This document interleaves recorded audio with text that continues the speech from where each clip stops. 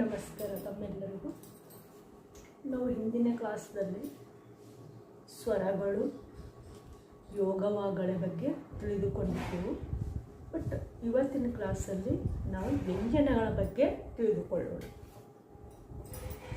ಸ್ವರಗಳು 13, ಯೋಗವಾಗಳು 2, ವ್ಯಂಜನಗಳು 34. ಈ 34 ವ್ಯಂಜನಗಳು ಯಾವ್ಯಾವು, ವ್ಯಂಜನಗಳು ಎಂದರೇನು, ವ್ಯಂಜನಗಳ ಪ್ರಕಾರಗಳ ಬಗ್ಗೆ ತಿಳಿದುಕೊಳ್ಳೋಣ. ವ್ಯಂಜನಗಳು ಎಂದರೆ ವ್ಯಂಜನಗಳು ಎಷ್ಟಂದ್ರೆ 34. ವ್ಯಂಜನ ಎಂದರೆ ಏನು ಅಂತಂದ್ರೆ ನಮಗೆ ಮೊದಲು ತಿಳಿದುಕೊಳ್ಳಬೇಕಾಗುತ್ತದೆ. ಸ್ವರಾಕ್ಷರಗಳ ಸಹಾಯದಿಂದ ಉಚ್ಚಾರ ಮಾಡುವ ಅಕ್ಷರಗಳಿಗೆ ವ್ಯಂಜನಗಳು ಎನ್ನುವರು. ನಾವು ಬರೀ ವ್ಯಂಜನ ಒಂದೇ ಅಕ್ಷರ ಉಚ್ಚಾರ ಮಾಡೋಕ್ಕೆ ಆಗಂಗಿಲ್ಲ. ವ್ಯಂಜನದ ಜೊತೆಗೆ ಸ್ವರ ಸೇರಿರ್ತದೆ. ಆ ಸ್ವರ ಸೇರಿದ ಮೇಲೆ ಅದು ಪೂರ್ಣ ಅಕ್ಷರ ಆಗಿರ್ತದೆ. ಆವಾಗ ಪೂರ್ಣವಾಗಿ ವ್ಯಂಜನವಾಗಿ ಪಡೆದುಕೋತದೆ. ಸ್ವರಾಕ್ಷರಗಳ ಸಹಾಯದಿಂದ ಅಂದರೆ ಸ್ವರದ ಜೊತೆಗೆ ಸೇರಿ ಅದರ ಸಹಾಯದಿಂದ ನಾವೇನು ಮಾಡ್ತೀವಿ, ಉಚ್ಚಾರ ಮಾಡ್ತೀವಿ. ಅಂಥ ಅಕ್ಷರಗಳಿಗೆ ನಾವೇನಂತೀವಿ ಕೇಳಿದ್ರೆ ವ್ಯಂಜನ ಅಕ್ಷರಗಳು ಅಥವಾ ವ್ಯಂಜನಗಳು ಅಂತ ಕರಿತೀವಿ. ವ್ಯಂಜನ ಅಕ್ಷರಗಳು ಯಾವ್ಯಾವ ಅಂತ ಕೇಳಿದ್ರೆ ಅ ಅಕ್ಷರದಿಂದ ಲ ಅಕ್ಷರದವರೆಗಿನ ಅಕ್ಷರಗಳು. ವ್ಯಂಜನ ಅಕ್ಷರಗಳು ಯಾವ್ಯಾವ ಅಂತ ಕೇಳಿದ್ರೆ ಕ ಅಕ್ಷರದಿಂದ ಮತ್ತು ಳ ಅಕ್ಷರದವರೆಗೆ. ಹೇಗೆ ನಾವು ಸ್ವರಗಳು ಅ ಅಕ್ಷರದಿಂದ ಔದವರೆಗೆ, ಯೋಗವಾಗಳು ಅಮ್ಮ ಆಹ, ವ್ಯಂಜನಗಳು ಯಾವ್ಯಾವ ಅಂತಂದ್ರೆ ಕದಿಂದ ಲದವರೆಗೆ. ವ್ಯಂಜನಗಳಲ್ಲಿ ಎಷ್ಟು ಪ್ರಕಾರಗಳು ಬರ್ತಾವ ಅಂತ ಕೇಳಿದ್ರೆ 2 ಪ್ರಕಾರಗಳು ಬರ್ತಾವ. ಅವು ಯಾವ್ಯಾವ ಅಂತಂದ್ರೆ ವರ್ಗೀಯ ವ್ಯಂಜನಗಳು, ಅವರ್ಗೀಯ ವ್ಯಂಜನಗಳು. ವ್ಯಂಜನಗಳೆಂದರೆ ಸ್ವರಾಕ್ಷರಗಳ ಸಹಾಯದಿಂದ ಉಚ್ಚಾರ ಮಾಡುವ ಅಕ್ಷರಗಳಿಗೆ ವ್ಯಂಜನಗಳು ಎನ್ನುವರು. ವ್ಯಂಜನ ಅಕ್ಷರಗಳು ಯಾವ್ಯಾವ ಕೇಳಿದರೆ ಕದಿಂದ ಲದವರೆಗೆ ಒಟ್ಟು ಎಷ್ಟು ಅಕ್ಷರ ಆಗ್ತಾವ ಕೇಳಿದ್ರೆ 34 ಅಕ್ಷರ ಆಗ್ತಾವ. ನಾವು ಮುಂದಿನ ಕ್ಲಾಸಲ್ಲಿ ನೋಡೋಣ, ಗೊತ್ತಾಗುತ್ತೆ. ವ್ಯಂಜನಗಳಲ್ಲಿ ಎಷ್ಟು ವಿಧಗಳು ಬರ್ತಾವ ಕೇಳಿದ್ರೆ 2 ವಿಧಗಳು ಬರ್ತಾವ. ಆ 2 ವಿಧಗಳು ಯಾವ್ಯಾವೆಂದರೆ ಒಂದು ವರ್ಗೀಯ ವ್ಯಂಜನ, ಎರಡದ್ದು ಅವರ್ಗೀಯ ವ್ಯಂಜನ. ಇವಾಗ ನಾವು ವರ್ಗೀಯ ವ್ಯಂಜನದ ಬಗ್ಗೆ ನೋಡೋಣ. ವ್ಯಂಜನಗಳಲ್ಲಿ 2 ಪ್ರಕಾರಗಳು ನೋಡಿದ್ದೆವು, ಒಂದು ವರ್ಗೀಯ ವ್ಯಂಜನ, ಇನ್ನೊಂದು ಅವರ್ಗೀಯ ವ್ಯಂಜನ. ಇವಾಗ ನಾವು ವರ್ಗೀಯ ವ್ಯಂಜನದ ಬಗ್ಗೆ ತಿಳಿದುಕೊಳ್ಳೋಣ. ಸ್ವರಗಳ ಸಹಾಯದಿಂದ ಹಾಗೂ ಒಂದು ಮಾತ್ರ ಕಾಲದಲ್ಲಿ ಉಚ್ಚರಿಸಲ್ಪಡುವ ಎಲ್ಲ ಕಾಗುಣಿತ ಅಕ್ಷರಗಳಿಗೆ ವರ್ಗೀಯ ವ್ಯಂಜನಗಳು ಎಂದು ಕರೆಯುತ್ತಾರೆ. ಅಂದರೆ ಎಂಥ ಅಕ್ಷರಗಳಿಗೆ ನಾವು ವರ್ಗೀಯ ವ್ಯಂಜನ ಅಂತ ಕರಿತೀವಿ ಅಂತಂದರೆ ಸ್ವರಗಳ ಸಹಾಯದಿಂದ, ಇದು ಗೊತ್ತು, ಸ್ವರಗಳ ಸಹಾಯವನ್ನು ತಗೊಂಡು ನಾವು ವ್ಯಂಜನಾಕ್ಷರಗಳನ್ನು ಉಚ್ಚಾರ ಮಾಡೋಕ್ಕೆ ಬರುತ್ತೆ ಅಂತ.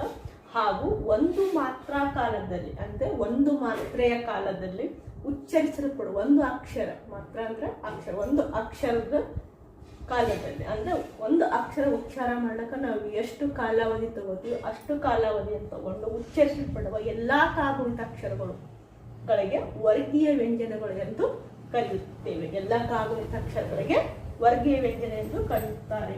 ಹಾಗಾದರೆ ವರ್ಗೀಯ ವ್ಯಂಜನಗಳು ಯಾವ್ಯಾವ ಅಂತಂದ್ರೆ ಕ, ಖ, ಘ, ಘ, ङ, ಛೆ, ಛೆ, ಝೆ, ಝೆ, ಞ, ಠ, ಠ, ಡ, ಢ, ಣ, ತ, ಥ, ಧ, ದ, ಧ, ನ, ಪ, ಫ, ಬ, ಭ, ಮ. ಅಂದ್ರೆ ಇದಕ್ಕೆ ನಾವು ಇನ್ನೊಂದು ಕರಿತೀವಿ, ಏನಂತ ಕವರ್ಗ, ಚವರ್ಗ, ಟವರ್ಗ, ತವರ್ಗ, ಪವರ್ಗ ಅಂತ. ಇವು ಯಾವ ಅಂತ ಕೇಳಿದ್ರೆ ವರ್ಗೀಯ ವ್ಯಂಜನಗಳು. ವರ್ಗೀಯ ವ್ಯಂಜನ ಅಂದ್ರೆ ಏನಂತ ಅನ್ನೋದು ಗೊತ್ತಾಯ್ತು. ವರ್ಗೀಯ ವ್ಯಂಜನ ಯಾವ್ಯಾವ ಅನ್ನೋದು ಗೊತ್ತಾಯ್ತು. ಮತ್ತೆ ಮುಂದೆ ವರ್ಗೀಯ ವ್ಯಂಜನಗಳಲ್ಲಿ ಎಷ್ಟು ಪ್ರಕಾರಗಳು ಬರ್ತವೆ, ಆ ಪ್ರಕಾರಗಳು ಯಾವ್ಯಾವ ಅಂತಂದ್ರೆ ವರ್ಗೀಯ ವ್ಯಂಜನಗಳಲ್ಲಿ 3 ಪ್ರಕಾರಗಳು ಬರ್ತವೆ. ಒಂದು ಅಲ್ಪ ಪ್ರಾಣ, ಮಹಾಪ್ರಾಣ ಮತ್ತು ಅನುನಾಸಿಕ ಅಂತ. ಅಲ್ಪ ಪ್ರಾಣ ಅಕ್ಷರಗಳು ಹೇಗೆ ಉಚ್ಚಾರ, ಯಾವ್ಯಾವ ಅಕ್ಷರಗಳು ಬರ್ತಾವ, ಹೇಗೆ ಉಚ್ಚಾರ ಮಾಡ್ತೀವಿ. ಮಹಾಪ್ರಾಣ ಅಕ್ಷರಗಳು ಎಲ್ಲಿ ಬರ್ತಾವ, ಅನುನಾಸಿಕ ಅಕ್ಷರಗಳು ವರ್ಗದ ಎಲ್ಲಿ ಬರ್ತಾವ ಅಂದ್ರೆ ಆ ವರ್ಗದಲ್ಲಿ ಕವರ್ಗ, ಚವರ್ಗ, ಟವರ್ಗ, ತವರ್ಗ, ಪವರ್ಗ ಅಂತ ಹೇಳಿದೆವಲ್ಲ, ಆ ವರ್ಗಗಳಲ್ಲಿ ಎಲ್ಲಿ ಬರ್ತಾವ ಅವು ಅಕ್ಷರಗಳನ್ನು ತಿಳಿದುಕೊಳ್ಳೋಣ. ಅಲ್ಪ ಪ್ರಾಣ. ಒಂದನೇದಾಗಿ ಅಲ್ಪ ಪ್ರಾಣ. ಅಲ್ಪ ಪ್ರಾಣ ವರ್ಗದ ಯಾವ ಅಕ್ಷರ ಅಂತ ತಿಳ್ಕೋಬೇಕಾಗಿತ್ತಂದ್ರೆ, ವರ್ಗೀಯ ವ್ಯಂಜನಗಳಲ್ಲಿ ಪ್ರತಿ ವರ್ಗದ 1ನೇ ಮತ್ತು 3ನೆಯ ಅಕ್ಷರ.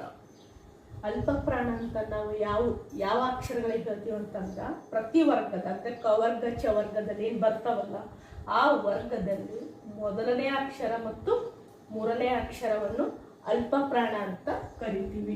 ಮಹಾಪ್ರಾಣ ಅಂತ ಯಾವ ಅಕ್ಷರ ಕರಿತೀವಿ ಅಂತ ಕೇಳಿದ್ರೆ, ವರ್ಗೀಯ ವ್ಯಂಜನಗಳಲ್ಲಿ ಪ್ರತಿ ವರ್ಗದ 2ನೇ ಮತ್ತು 4ನೇ ಅಕ್ಷರಿಗೆ ಮಹಾಪ್ರಾಣ ಅಂತ ಕರಿತೀವಿ.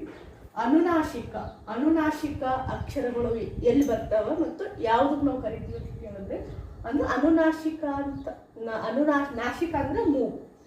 ಅನುನಾಸಿಕ ಶಬ್ದಗಳು ಅಂದ್ರೆ ಅಕ್ಷರಗಳು ನಾವು ಯಾವುದರ ಸಹಾಯದಿಂದ ಉಚ್ಚಾರ ಮಾಡ್ತೀವಿ ಅಂದ್ರೆ ಮೂಗಿನ ಸಹಾಯದಿಂದ ಉಚ್ಚಾರ ಮಾಡ್ತೀವಿ. ಅದಕ್ಕೆ ಅನುನಾಸಿಕ ಅಂತ ಕರೀತಾರೆ.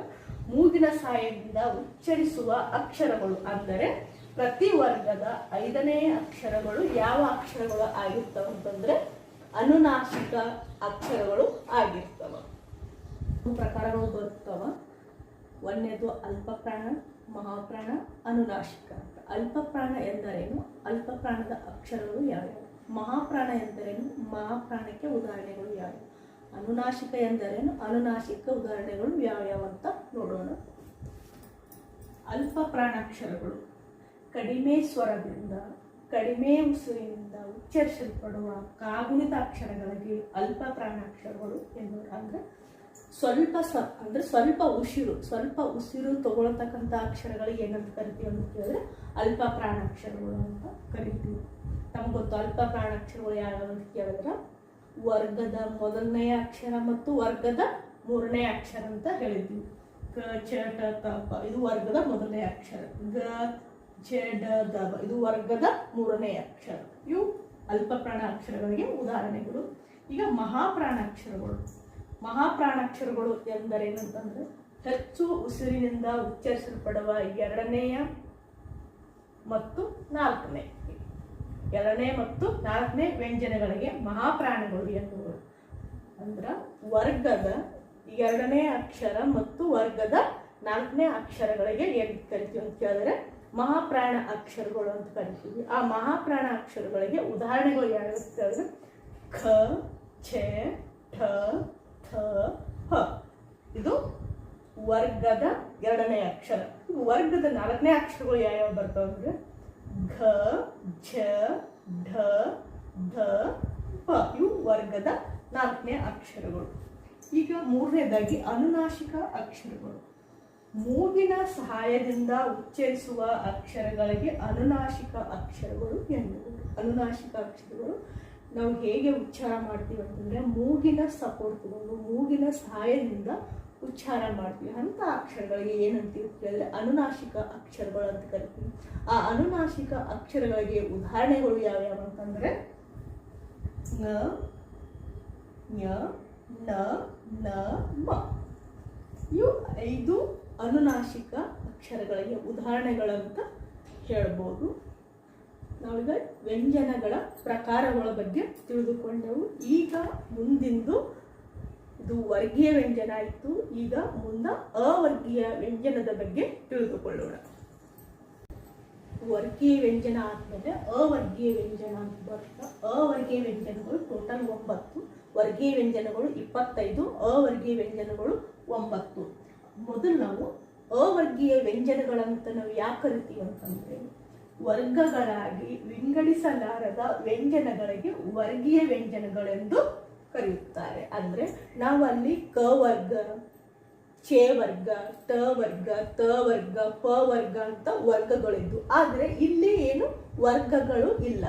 ಆದ ಕಾರಣ ಇದಕ್ಕೆ ಏನ್ ಕರೀತಾರೆ ಅಂತ ಕೇಳಿದ್ರೆ ಅವರ್ಗೀಯ ವ್ಯಂಜನಗಳಂತ ಕರೀತಾರೆ. ಆ ಅವರ್ಗೀಯ ವ್ಯಂಜನಗಳಿಗೆ ಉದಾಹರಣೆಗಳು ನೋಡಿದಾಗ ಯ ರ ಲ ವ ಶ ಸೆ ಸ ಹ ಳ ಎದಿಂದ ಲದವರೆಗೆ ಅವರ್ಗೀಯ ವ್ಯಂಜನಗಳು.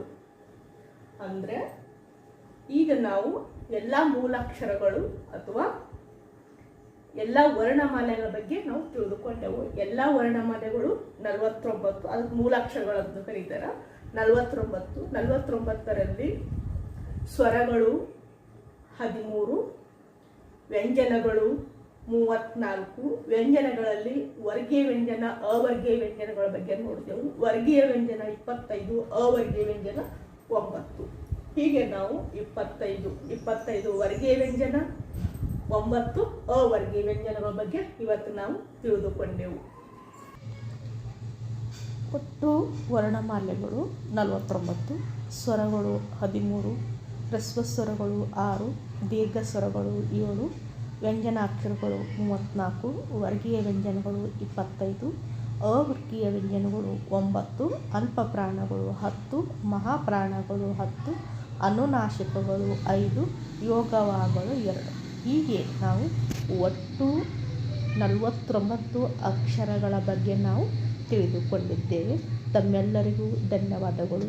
ಯಾರು ನನ್ನ ಚಾನಲ್ಗೆ ಇನ್ನೂ ಸಬ್ಸ್ಕ್ರೈಬ್ ಆಗಿಲ್ಲ, ಸಬ್ಸ್ಕ್ರೈಬ್ ಮಾಡದೆ ನೋಡ್ತಾ ಇದ್ದೀರಿ, ತಾವೆಲ್ಲ ಸಬ್ಸ್ಕ್ರೈಬ್ ಮಾಡಿ, ಬೆಲ್ ಐಕನನ್ನು ಪ್ರೆಸ್ ಮಾಡಿ.